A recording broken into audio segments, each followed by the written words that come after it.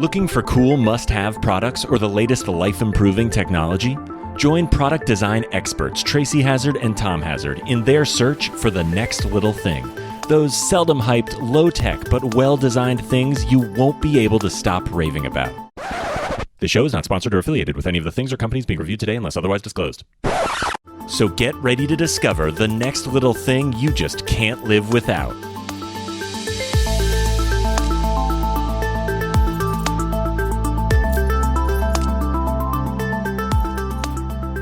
Hey everyone, welcome to The Next Little Thing. I'm Tracy Hazzard along with my partner Tom. And today Tom's going to give you one of his favorite apps. And I wouldn't say it's like favorite, like it's like, ooh, amazing. I love this app. Like it's so much fun. It's not, but it's such a useful app, right? Yeah, I wouldn't call this a trendy app or one that people are going to think you're super cool if you tell them about it. But this is an incredibly useful app for most of us out there.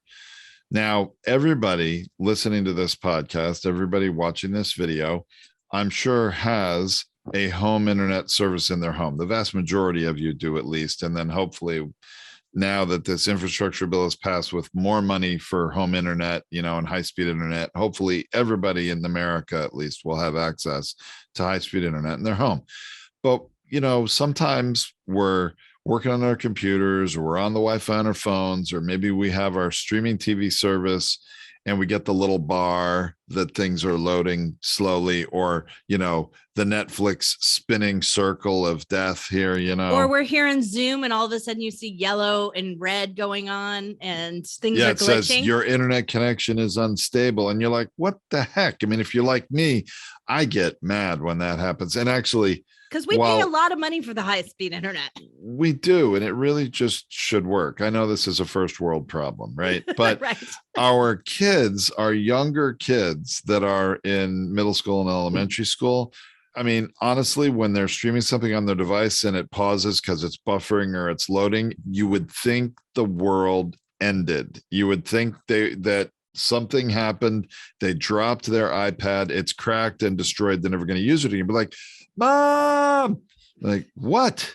But you know what? One of my favorite parts, one of my favorite stories is our middle school daughter, when she was a toddler, learned the word loading. Yeah, that's right. Learned the word loading.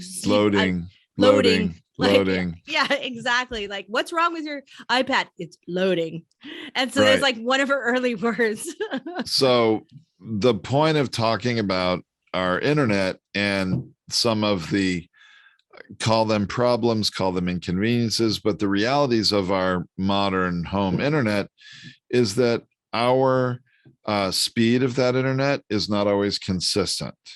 How strong that signal is, and with more people using it, everybody splitting whatever speed or bandwidth that you have from your provider, a lot of times there can be problems. But do you always know if it's a problem internally in your home and your Wi-Fi, or is the problem with your internet service provider? And a lot of people, I think, pick up that phone or chat or email their internet service provider before they really know, is this an internal problem or an external problem? And a lot of times the internal problem can be solved by a reboot. So you can reboot your router, you can do some things like that.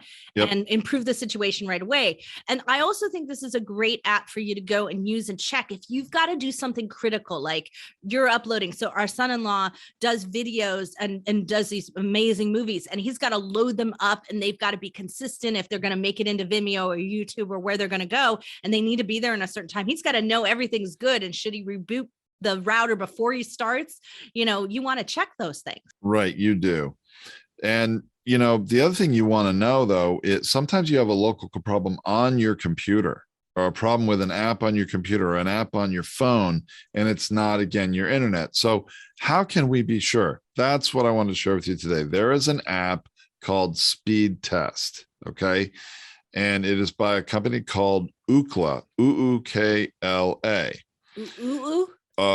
Did I say ooh? Oh, damn. That was really funny. So, I don't know. Yeah. Wow. It's like an umlaut. This is the most real moment any of you listening have experienced on this podcast, because in my head, that sounded like right? And I just can't. And you know what? You got to see Tracy's like almost crying, laughing right now. I love it when I can do that to her. It doesn't happen very often. Okay, so speed test app. It's really darn simple. As long as your phone's on Wi-Fi, it is going to come up and test. It senses who your internet service provider. In our case, it's Cox Cable Company Internet. And there is a big circle that's sort of, radiating that says go, and you just click go. And it's going to test a few things. It's going to test how close your nearest server is. It's going to then download a very large file for a period of 10 or 12 seconds and measure the speed. Then after it's done with that, it's going to upload a file and test your current upload speed that's available in your internet. And what this does is really tells you, is there a problem with the internet service provider, or is maybe the issue going on something else? Now, I just want to be clear for everyone out there that this is Apple iOS, so iPhone, and it is also available on Android devices. So you are able to get this app on both. It also is an internet site, so you can go to the internet site and do it over your desktop if you want. It's speedtest.net when you go to do it on the internet. Yeah, so it's a web app. You can test it from your laptop, or I have it on my iPhone. And for those of you listening to the podcast, I've done a speed test on my phone as I'm talking here. So you definitely, I would recommend going to the blog post at nextlittlethingpod.com in order to go to that latest blog post, and you can see screen capture images and a video, because I've done a screen share. I'm recording a screen share video on my phone right now that will upload it. You can watch the entire process. And I got, and this is interesting, Tracy, because even you and I are on this same network doing our recording, connecting to each other through Zoom.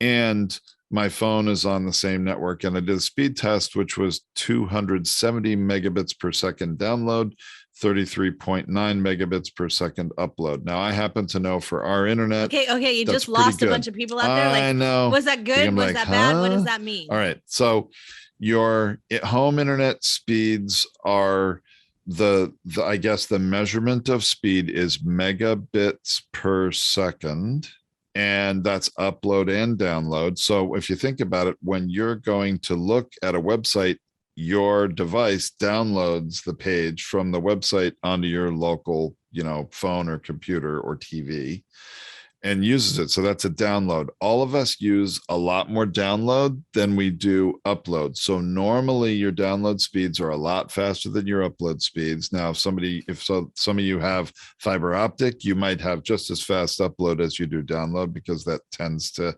happen there more. And they tend to limit your download speeds and upload speeds depending on what level of service you're paying for with your cable provider, how much money you're paying them. They have tiers of service from 50 megabits per second download to up to 1,000 megabits per second download, and everything in between.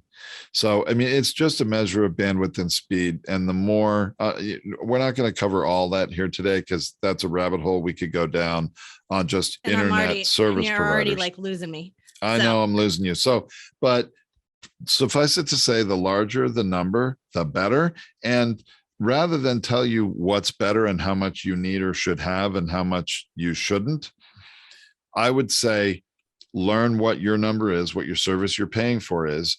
Get the speed test app by Ookla. It's free, and test it out and see if you're getting what your internet service provider says you should be getting, or what you're paying for, and test it over time and know, hey, what's the average? Even though they say I should be able to get up to this speed, here's what I get on a normal basis. Know what that is, because if then all of a sudden you're getting 10% of that, okay, now maybe something's wrong and you need to call your internet service provider and have them check and make sure something doesn't need to be reset or there's a problem they have to fix. Right. And one thing we learned early on was that there can be issues with the type of router you have, if it's really old and you haven't updated it, and that can interfere and make a difference. So it's definitely something worth calling them if you're seeing low numbers consistently, especially. One thing I want you to note, Tom, that you didn't see on your end, but I did, when you hit the speed test app and ran the speed test, while you were recording here, you went to yellow and I got this like crackly broken up speech on my end. So it actually interfered with the recording here. Now, no one else will notice this because when they view the recording or hear the recording, they're not going to notice it because we're recording you on your end and me on my end. And our team will make that and edit that just fine. So no one will notice. So try not to do the speed test while you're in the middle of a critical recording. Wow, that's a really good point, Tracy. You know what? I didn't realize that. And so I just did another one. And then just went as yellow. You were talking, I heard you crackling a little bit. So isn't that interesting? I just did another test and now it's showing me a little lower speed, 174 download and 33.6 upload. So anyway, isn't that interesting? Okay.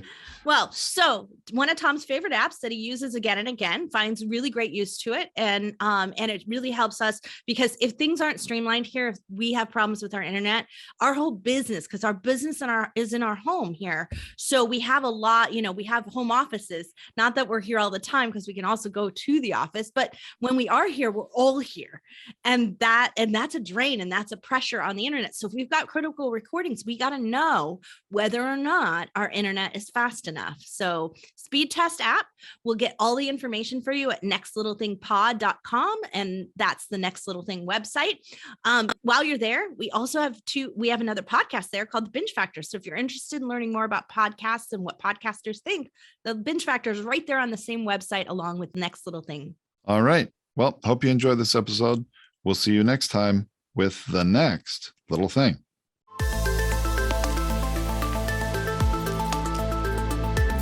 Want to get the next little thing? Visit nextlittlethingpod.com for discounts, links, and connections straight to all the next little things featured on this show. If you think your thing is the next little or big thing, we want to hear all about it. Apply to be the next little thing at nextlittlethingpod.com. Now go out and rave about the little thing.